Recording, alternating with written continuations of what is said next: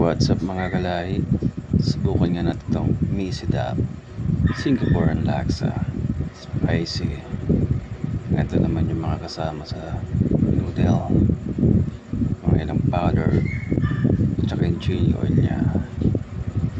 Medyo nakulangan niya ako sa spicy na ito, kaya dinagdagan ko siya ng toasted garlic with chili flakes.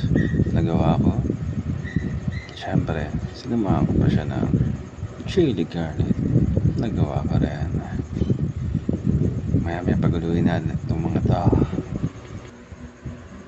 Sinamahan ko rin pala ito ng isang itlog. Diyan ko siya ihalo ng maigi para ito na magiging kanyang timplada at panlasa. Tapos mekos lang mga kalahi.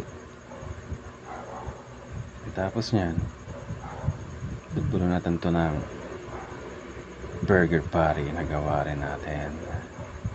Sama natin to sa kumukulong tubig at isama na rin ng noodle para lumambot. Laluin onte. Pagka ito ay malambot na, ilagay na natin sa ating sauce.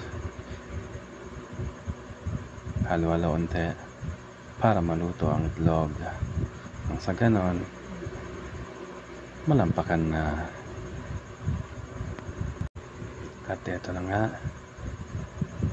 tikman na natin. Unang subo, aray ko po, pero hindi yan, kaya natin yan.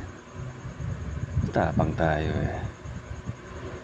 ang paunti-unti, mas lalo siyang umiinit at sumasakit, pero masarap hanggang sa malapit na siyang maubos. Sige lang, higop lang, sige pa, higop pa, masasanay ka rin hanggang sa huling patak ng sabaw simutin. Sarap. Paalam.